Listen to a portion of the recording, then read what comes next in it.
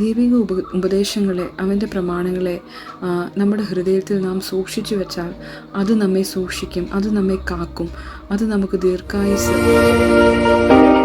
ഇരുൾ അടഞ്ഞ വഴികളിൽ തിരുനാളമാകുവാൻ ഇന്നത്തെ ചിന്ത. Praise the Lord. ദൈവനാമം മഹത്വപ്പെടുമാറാകട്ടെ. ഇന്നത്തെ നമ്മുടെ വചനചിന്തയ്ക്കായി സദൃശവാക്യങ്ങൾ 4-ാം അധ്യായത്തിലേക്ക് നമുക്ക് കടന്നു വരാം.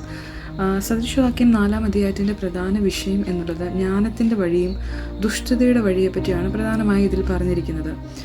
മാത്രമല്ല, ജ്ഞാനം എങ്ങനെ നമുക്ക് സമ്പാദിക്കാം, ജ്ഞാനം സമ്പാദിച്ചാൽ, ദൈവിക പ്രമാണങ്ങളെ നമ്മുടെ ഹൃദയത്തിൽ സൂക്ഷിച്ചാൽ നമുക്കുണ്ടാകുന്ന ഗുണങ്ങൾ എന്തൊക്കെയാണ്, അതുപോലെ തന്നെ ദുഷ്ടതയുടെ വഴിയിലൂടെ നടന്നാൽ ഉണ്ടാകാൻ പോകുന്ന ഭവിഷ്യത്തുകൾ എന്തൊക്കെയാണ് എന്നൊക്കെയാണ് ഈ അധ്യായത്തിലുടനീളം നമുക്ക് കാണുവാൻ സാധിക്കുന്നത്. ഈ അധ്യായം എഴുതിയിരിക്കുന്നത് ഒരു അപ്പൻ തൻ്റെ മക്കളെ പ്രബോധിപ്പിക്കുന്ന രീതിയിലാണ് എഴുതിയിരിക്കുന്നത്. ഇതിൻ്റെ 1-ാമത്തെ വാക്യത്തിൽ ഇങ്ങനെ പറയുന്നു: മക്കളെ, അപ്പൻ്റെ പ്രബോധനം കേട്ട് വിവേകം പ്രാപിക്കേണ്ടതിന് ശ്രദ്ധിപ്പിൻ എന്നാണ് പറഞ്ഞിരിക്കുന്നത്. ഈ 4-ാം അധ്യായത്തെ നാം 3ആയി തരംതിരിക്കുകയാണെങ്കിൽ 1 മുതൽ 13 വരെയുള്ള വാക്യങ്ങളിൽ നമുക്ക് കാണുവാൻ സാധിക്കുന്നത് എങ്ങനെ നമുക്ക് ജ്ഞാനം സമ്പാദിക്കാം, ജ്ഞാനത്തിൻ്റെ വഴിയിലൂടെ നടന്നാൽ, വിവേകം സമ്പാദിച്ചാൽ, അതുപോലെ തന്നെ ദൈവിക പ്രമാണങ്ങളെ അവൻ്റെ വചനങ്ങളിലേക്ക് ഹൃദയത്തിൽ സംഗ്രഹിച്ചാൽ നമുക്കുണ്ടാകുന്ന ഗുണങ്ങൾ എന്തൊക്കെയാണ് എന്നൊക്കെയാണ് ഈ 1 മുതൽ 13 വരെയുള്ള വാക്യങ്ങൾ എഴുതിയിരിക്കുന്നത്.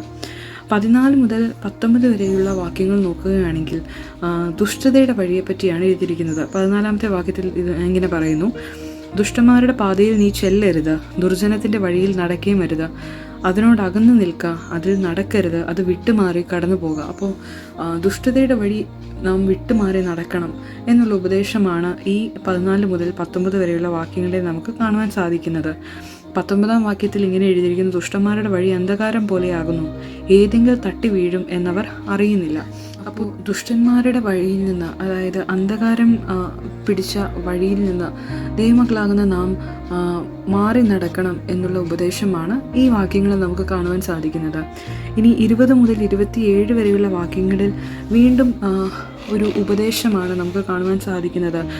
മകനെ, എൻ്റെ വചനങ്ങൾക്ക് ശ്രദ്ധ തരിക, എൻ്റെ മൊഴികൾക്ക് ചെവി ചായ്ക്കുക, അവ നിൻ്റെ ദൃഷ്ടിയിൽ നിന്ന് മാറിപ്പോകരുത്, നിൻ്റെ ഹൃദയത്തിൻ്റെ നടുവിൽ അവയെ സൂക്ഷിച്ചു വെക്കുക തുടങ്ങുന്ന വാക്യങ്ങളാണ് ഈ 20 മുതൽ 27 വരെയുള്ള വാക്യങ്ങളിൽ നമുക്ക് കാണുവാൻ സാധിക്കുന്നത്. വീണ്ടും ദൈവിക പ്രമാണങ്ങളെ, ദൈവത്തിൻ്റെ വചനങ്ങളെ നമ്മുടെ ഹൃദയത്തിൽ സംഗ്രഹിച്ചു വെക്കുക, സൂക്ഷിച്ചു വെക്കുക എന്നുള്ള ഉപദേശമാണ് ഇവിടെ കാണുവാൻ സാധിക്കുന്നത്. വീണ്ടും നമ്മൾ തുടക്ക ഭാഗങ്ങളിലേക്ക് വരികയാണെങ്കിൽ 1 മുതൽ 13 വരെയുള്ള വാക്യങ്ങൾ വരികയാണെങ്കിൽ, ജ്ഞാനം സമ്പാദിച്ചാൽ, അവൻ്റെ വചനങ്ങളെ വിട്ടുമാറാതെ നാം നടന്നാൽ, അവൻ്റെ വചനങ്ങളെ നമ്മുടെ ഹൃദയത്തിൽ സൂക്ഷിച്ചാൽ എന്തൊക്കെ ഗുണങ്ങളാണ് ഉണ്ടാകുന്നത് എന്ന് നമുക്ക് കാണുവാൻ സാധിക്കുന്നു. 6-ാം വാക്യത്തിലേക്ക് കടന്നു വരുമ്പോൾ ഇങ്ങനെ എഴുതിയിരിക്കുന്നു: അതിനെ ഉപേക്ഷിക്കരുത്, അത് നിന്നെ കാക്കും, അതിൽ പ്രിയം വയ്ക്കുക, അത് നിന്നെ സൂക്ഷിക്കും. വീണ്ടും 8-ാം വാക്യത്തിലേക്ക് വരുമ്പോൾ ഇങ്ങനെ പറയുന്നു: അതിനെ ഉയർത്തുക, അത് നിന്നെ ഉയർത്തും, അതിനെ ആലിംഗനം ചെയ്താൽ അത് നിനക്ക് മാനം വരുത്തും. 10-ാം വാക്യത്തിൽ ഇങ്ങനെ പറയുന്നു: മകനെ, കേട്ടെൻ്റെ വചനങ്ങളെ കൈക്കൊള്ളുക, എന്നാൽ നിനക്ക് ദീർഘായുസ്സുണ്ടാകും.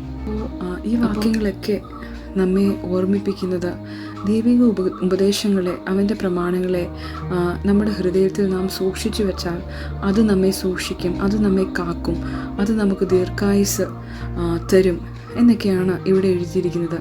പ്രിയ ദൈവമക്കളെ, നാം ഓരോരുത്തരും അനേകം പ്രലോഭനങ്ങളിലൂടെ കടന്നു പോകുന്നവരാണ്. എന്നാൽ ഈ പ്രലോഭനങ്ങളിലൊക്കെ വീണു പോകാതെ നാം നേരിടുന്ന പ്രതികൂലങ്ങളിലും പ്രയാസങ്ങളിലുമൊക്കെ നാം വീണു പോകാതെ ഇരിക്കണമെങ്കിൽ നമ്മുടെ ഹൃദയത്തിൽ അവൻ്റെ പ്രമാണങ്ങൾ നാം സൂക്ഷിച്ചു വെക്കണം. നാം ജ്ഞാനത്തിൻ്റെ വഴിയിൽ നടക്കണം, ജ്ഞാനം നാം സമ്പാദിക്കണം, വിവേകം നേടണം. എങ്കിലേ നമുക്ക് വീഴാതെ ക്രിസ്തീയ ജീവിതത്തിൽ മുന്നോട്ട് പോകുവാൻ സാധിക്കുകയുള്ളൂ. അനേകം പ്രയാസങ്ങളും പ്രതികൂലങ്ങളും പ്രലോഭനങ്ങളും ഒക്കെ നേരിടുന്ന ഈ ക്രിസ്തീയ ജീവിതത്തിൽ നാം പട്ടുപോകാതെ, വീണു പോകാതെ മുന്നോട്ട് പോകുവാൻ ദൈവം നമ്മെ ഓരോരുത്തരെയും സഹായിക്കട്ടെ. അതിനായി നമുക്ക് ഈ വചനങ്ങൾ നമ്മുടെ ഹൃദയത്തിൽ സംഗ്രഹിക്കാം. ദൈവം നമ്മെ ഓരോരുത്തരെയും അനുഗ്രഹിക്കുമാറാകട്ടെ. God bless you.